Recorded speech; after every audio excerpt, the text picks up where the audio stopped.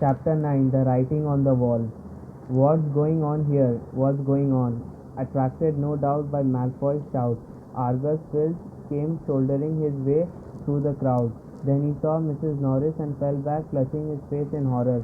My cat, my cat, what's happened to Mrs. Norris? He shrieked, and his popping eyes fell on Harry. You, he screeched, you have murdered my cat. You have killed her. I will kill you. I will, Argus. Dumbledore had arrived on the scene, followed by a number of other teachers. In seconds, he had swept past Harry, Ron, and Hermione and detached Mrs. Norris from the tall bracket. Come with me, Argus, he said to Filch. You too, Mr. Potter, Mr. Weasley, Miss Granger. Lockhart stepped forward eagerly. My office is nearest, headmaster, just upstairs. Please feel free. Thank you, Gilderoy, said Dumbledore. The silent crowd parted to let them pass. Lockhart, looking excited and important, hurried after Dumbledore, so did Professor McGonagall and Snape. As they entered Lockhart's darkened office, there was a flurry of movement across the walls. Harry saw several of the Lockharts in the pictures dodging out of the side, their hair in rollers. The real Lockhart lit the candles on his desk and stood back. Dumbledore laid Mrs. Norris on the polished surface and began to examine her. Harry, Ron, and Hermione exchanged tense looks and sank into chairs outside the pool of candlelight, watching. The tip of Dumbledore's long, crooked nose was barely an inch from Mrs. Norris' fur. He was looking at her closely through his half-moon spectacles, his long fingers gently prodding and poking. Professor McGonagall was bent almost as close, her eyes narrowed. Snape loomed behind them, half in shadow, wearing a most peculiar expression. It was as though he was trying hard not to smile, and Lockhart was hovering around all of them, making suggestions. It was definitely a curse that killed her, probably the Transmogriffin torture. I have seen it used many times, so unlucky I wasn't there. I know the very counter curse that would have saved her. Lockhart's comments were punctuated by Phil's dry, racking sobs. He was slumped in a chair by the desk, unable to look at Mrs. Norris, his face in his hands, much as he detested Filch. Harry couldn't help feeling a bit sorry for him, though not nearly as sorry as he felt for himself. If Dumbledore believed Filch, he would be expelled for sure. Dumbledore was now muttering strange words under his breath and tapping Mrs. Norris with his wand, but nothing happened. She continued to look as though she had been recently stuffed. I remember something very similar happening in Ouagadougou, said Lockhart, a series of attacks, the full stories in my autobiography. I was able to provide the townsfolk with various amulets which cleared the matter up at once. The photographs of Lockhart on the walls were all nodding in agreement as he talked. One of them had forgotten to remove his hair net. At last, Dumbledore straightened up. She is not dead, Argus, he said softly. Lockhart stopped abruptly in the middle of counting the number of murders he had prevented. Not dead, choked Filch, looking through his fingers at Mrs. Norris. But why is she all stiff and frozen? She has been petrified, said Dumbledore. Ah, I thought so, said Lockhart. But how, I cannot say. Ask him, shrieked Filch, turning his blotched and tear-stained face to Harry. No second year could have done this, said Dumbledore firmly. It would take dark magic of the most advanced. He did it, Filch spat, his pouchy face purpling. You saw what he wrote on the wall. He found in my office. He knows I am a Filch's face worked horribly. He knows I am a squib, he finished. I never touched Mrs. Norris, Harry said loudly, uncomfortably aware of everyone looking at him, including all the Lockharts on the walls, and I don't even know what a squib is.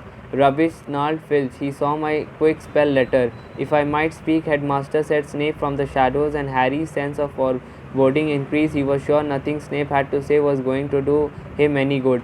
Potter and his friends may have simply been in the wrong place at the wrong time, he said, a slight sneer curling his mouth as though he doubted it. But we do have a set of suspicious circumstances here. Why was he in the upstairs corridor at all? Why wasn't he at the Halloween feast? Harry, Ron, and Hermione all launched into an explanation about the Dead Day party. There were hundreds of ghosts, they will tell you we were there. But why not join the feast afterward? Said Snape, his black eyes glittering in the candlelight. Why go up to that corridor?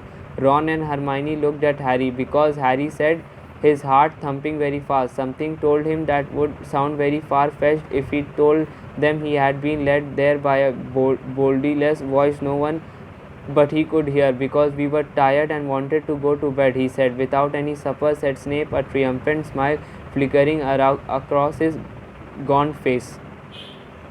I didn't think ghosts provided food fit for living people at their parties. We weren't hungry, said Ron loudly as his stomach gave a huge rumble. Snape's nasty smile widened. I suggest, Headmaster, that Potter is not being entirely truthful, he said. It might be a good idea if he were deprived of certain privileges until he is ready to tell us the whole story. I personally feel he should be taken off the Gryffindor Quidditch team until he is ready to be honest. Really, Severus, said Professor McGonagall sharply. I see no reason to stop the boy playing Quidditch. This cat wasn't hit over the head with a broomstick. There is no evidence at all that Potter has done anything wrong. Dumbledore was giving Harry a searching look. His twinkling light blue gaze made Harry feel as though he were being x-rayed. Innocent until proven guilty, Severus, he said firmly. Snape looked furious. So did Filch. My cat has been petrified, he shrieked, his eyes popping. I want to see some punishment. We will be able to cure her, Argus, said Dumbledore patiently. Professor Sprout recently managed to procure some mandrakes. As soon as they have reached their full size, I will have a potion made that will revive Mrs. Norris. I will make it Lockhart bottled in. I must have done it in 100 times. I could whip up a mandrake restorative draught in my sleep. Excuse me, said Snape icily, but I believe I am the potions master at this school. There was a very awkward pause. You may go, Dumbledore said to Harry, Ron, and Hermione. They went as quickly as they could without actual running. When they were a floor up from Lockhart's office, they turned into an empty classroom and closed the door quietly behind them. Harry squinted at his friends' darkened faces. Do you think I should have told them about that voice I heard? No, said Ron without hesitation. Hearing voices no one else can hear isn't a good sign even in the wizarding world.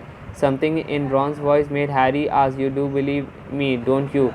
Of course I do, said Ron quickly, but you must admit it's weird. I know it's weird, said Harry. The whole thing's weird. What was that writing on the wall about the chamber has been opened? What's that supposed to mean? You know, it rings a sort of bell, said Ron slowly. I think someone told me a story about a secret chamber at Hogwarts.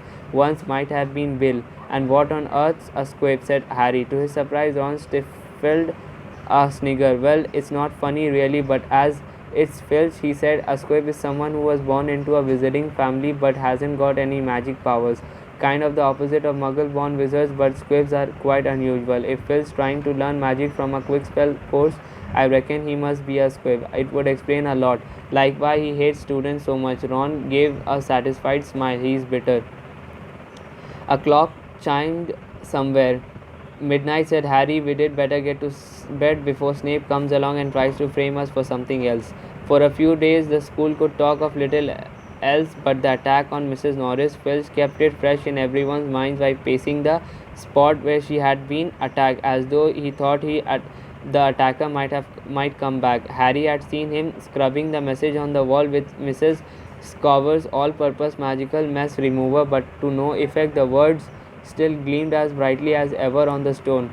When Filch wasn't guarding the scene of the crime, he was skulking red-eyed through the corridors, lunging out at unsuspecting students and trying to put them in detention for things like breathing loudly and looking happy. Ginny Weasley seemed very disturbed by Mrs. Norris' fate. According to Ron, she was a great cat lover. But you haven't really got to know Mrs. Norris, Ron told her bracingly. Honestly, we were much better off without her. Ginny's lip trembled. Stuff like this doesn't often happen at Hogwarts, Ron assured her. They will catch the maniac who did it and have him out of here in no time. I just hope he's got time to petrify Filch before he is expelled. I'm only joking, Ron added hastily as Ginny blanched. The attack had also had an effect on Hermione. It was quite usual for Hermione to spend a lot of time reading, but she was now doing almost nothing else. Nor could Harry and Ron get much response from her when they asked what she was up to, and not until the following Wednesday did they find out. Harry had been held back in potions where Snape had made him stay behind to scrape tube worms off the desk. After a hurried lunch, he went upstairs to meet Ron in the library and saw Justin Finch Fletchley, the Hufflepuff boy from herbology, coming towards him. Harry had just opened his mouth to say hello when Justin caught sight of him, turned abruptly and sped off in the opposite direction. Harry found Ron at the back of the library measuring his history of magic homework. Professor Binns had asked for a 3-foot-long composition on the medieval assembly of European wizards. I don't believe it, I'm still 8 inches short, said Ron furiously, letting go of his parchment, which sprang back into a roll, and Hermione is done 4 feet 7 inches and her writing's tiny. Where is she? Asked Harry, grabbing the tape measure and unrolling his own homework.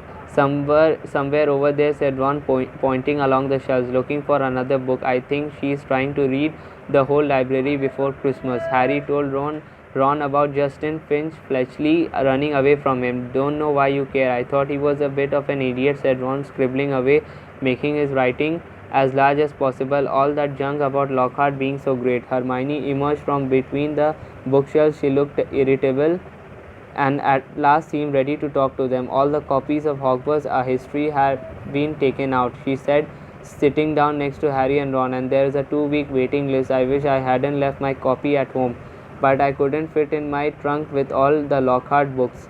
Why do you want it? Said Harry. The same reason everyone else wants it, said Hermione, to read up on the legend of the Chamber of Secrets. What's that? Said Harry quickly. That's just it. I can't remember, said Hermione, biting her lip, and I can't find the story anywhere else. Hermione, let me read your composition, said Ron, desperately checking his watch.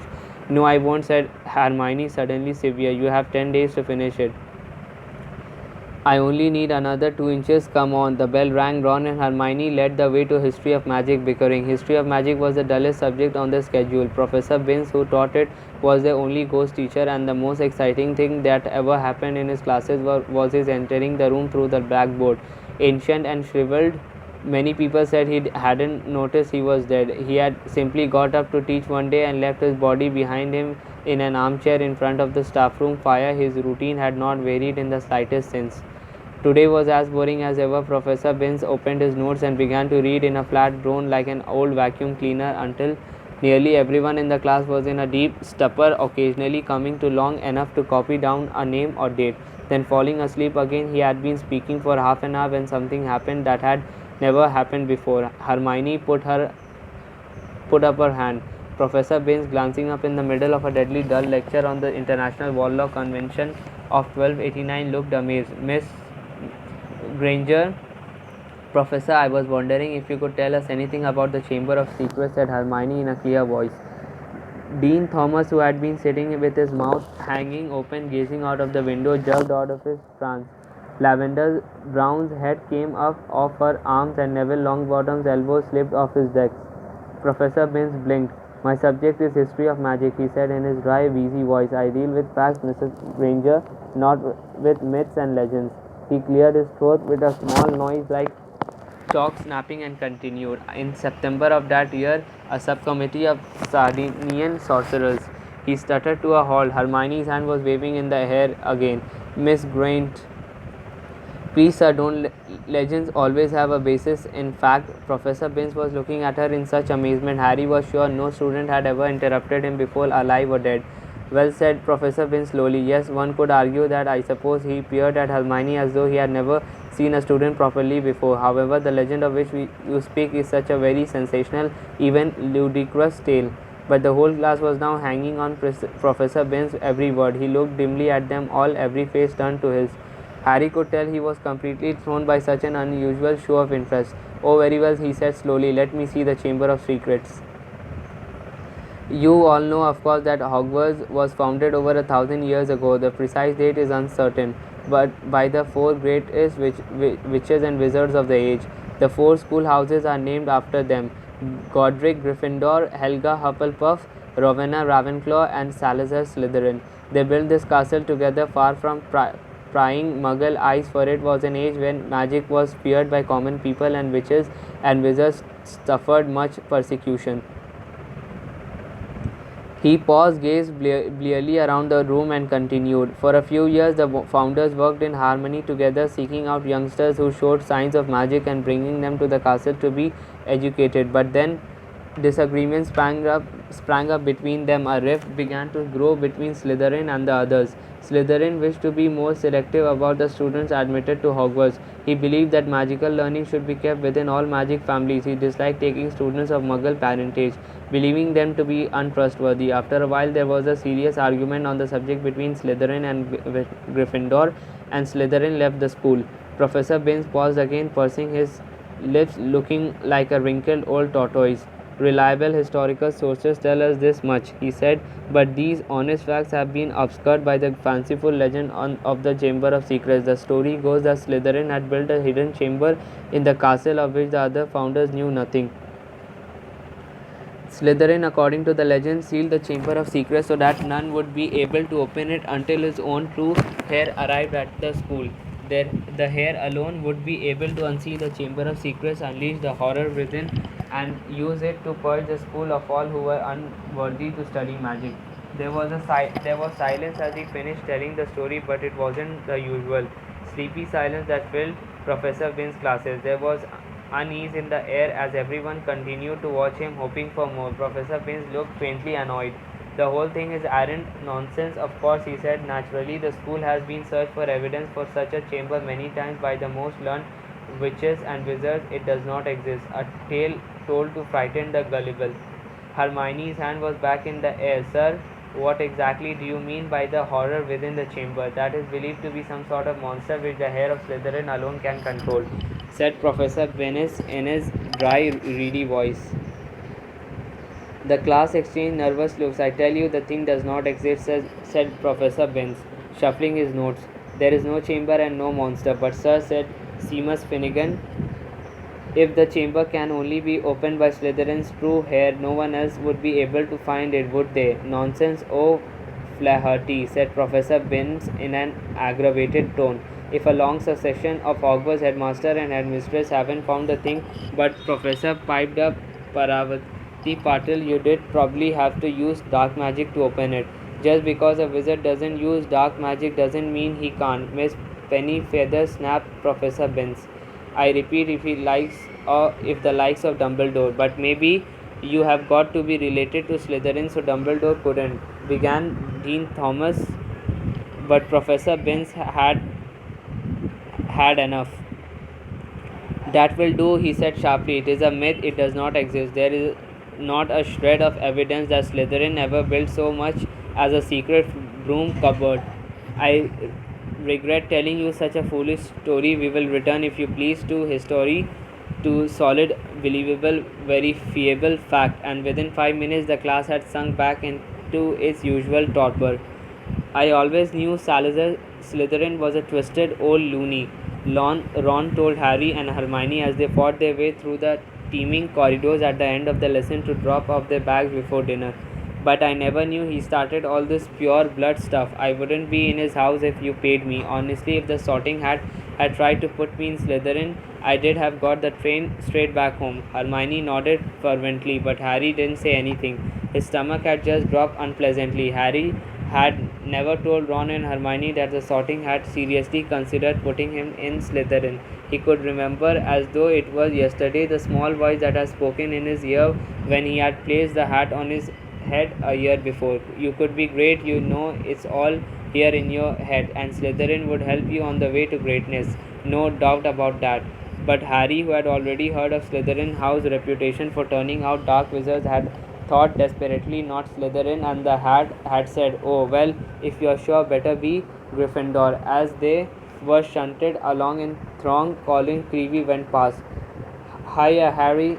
Hello, Colin, said Harry automatically. Harry, a boy in my class has been saying you are, but Colin was so small he couldn't fight against the tide of people bearing him towards the Great Hall.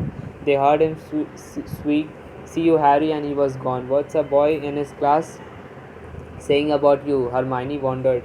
That I am Slytherin's heir, I expect, said Harry, his stomach dropping another inch or so as he suddenly remembered the way Justin Finch Fletchley had run away from him at lunchtime.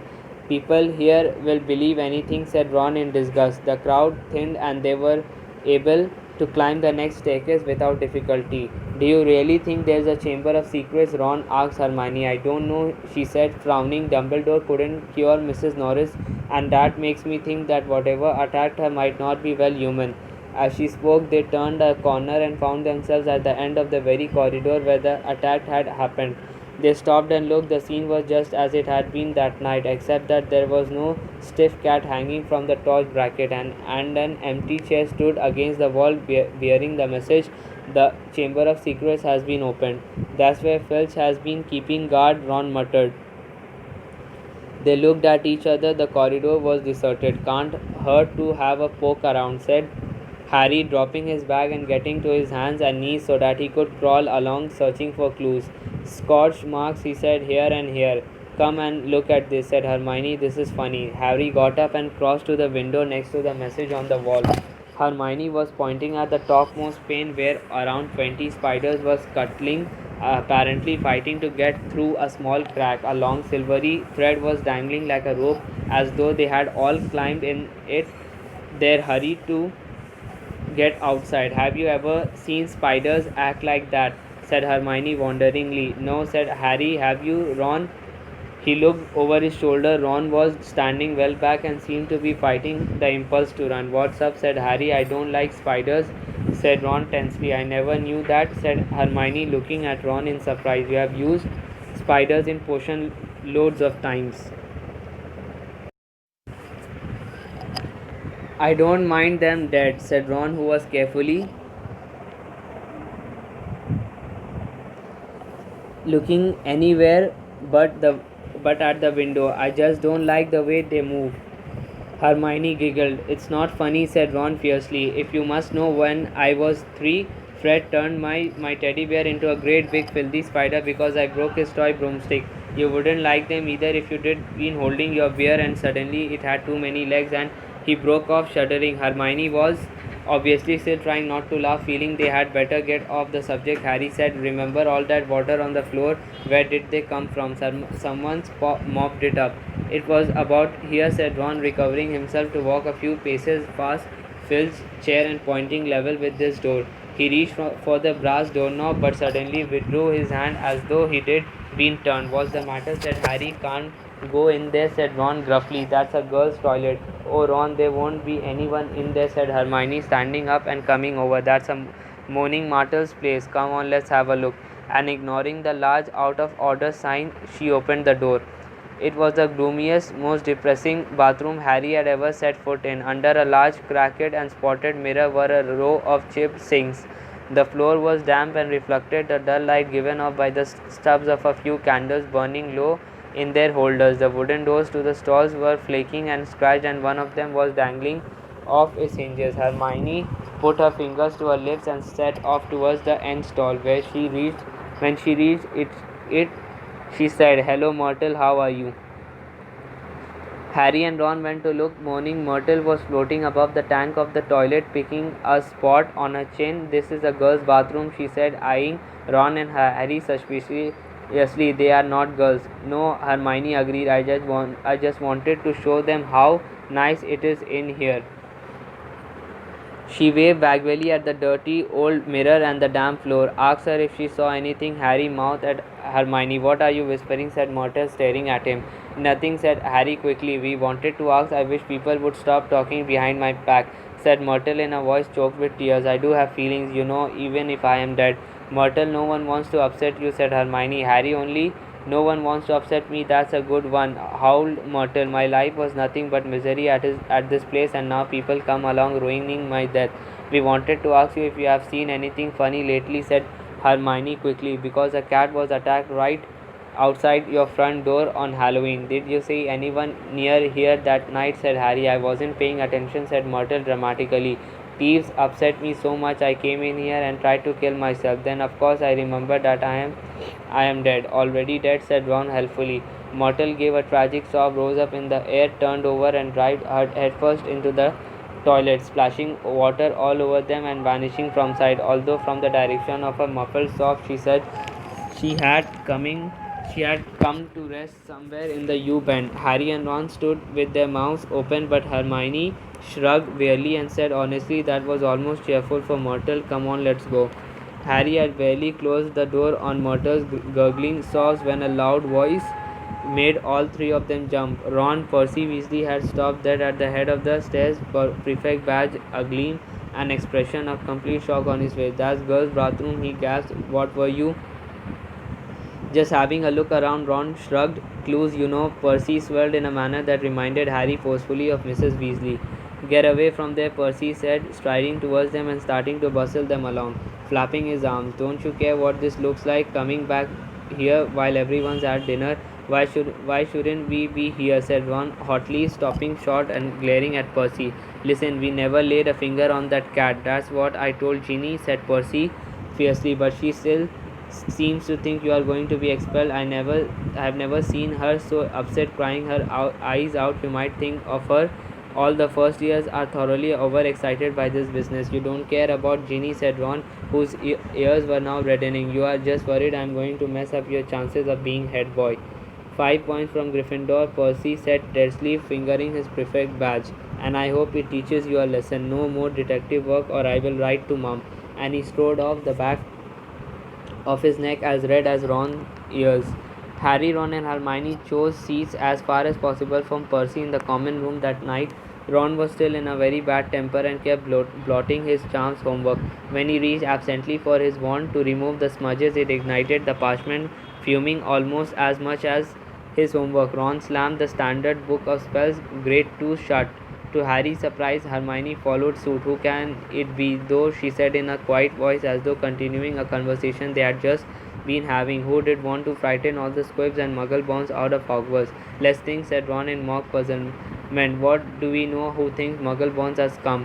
He looked at Hermione. Hermione looked back unconvinced. "If you're talking about Malfoy, of course I am," said Ron. "You heard him. You will be next, Mudbloods. Come on, you have only got to look at this foul rat face to know it's him." "Malfoy, the heir of Slytherin," said Hermione skeptically.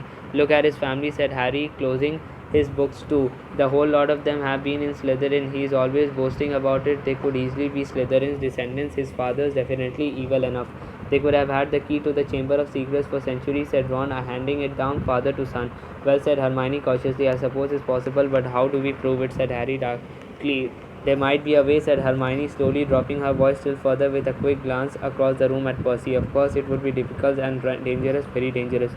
We did be breaking about 50 school rules, I expect. If in a month or so you feel like explaining, you will let us know, won't you?" said Ron irritably.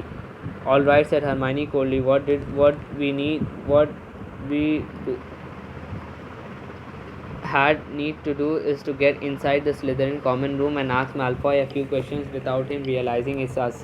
"But that's impossible," Harry said as Ron laughed. "No, it's not," said Hermione. "All we did need would be some polyjuice potions." "Was that?" said Ron and Hermione together. Snape mentioned it in class a few weeks ago. "Do you think we have got nothing better to do in potions than listen to Snape?" muttered Ron. "It transforms you into somebody else. Think about it. We could change into 3 of the Slytherins. No one would know it was us. Malfoy would probably tell us anything. He's probably boasting about it in the Slytherin common room right now. If only we could hear him." "This polyjuice stuff sounds a bit dodgy to me," said Ron, frowning. "What if we were stuck looking like 3 of the Slytherins forever?" "It wears off after a while," said Hermione, waving her hand impatiently. "But getting hold of the recipe will be very difficult. Snape said it was in a book called Most Potent Potions and is bound to be in the restricted section of the library." There was only one way to get out of the book from the restricted section. You needed a signed note of permission from a teacher. "Hard to see why we did want the book, really," said Ron, "if we weren't going to try and make one of the potions. I think," said Hermione, "that if we made it sound as though we were just interested in the theory, we might stand a chance." "Oh, come on, no teacher's going to fall for that," said Ron. "They did have to be really thick."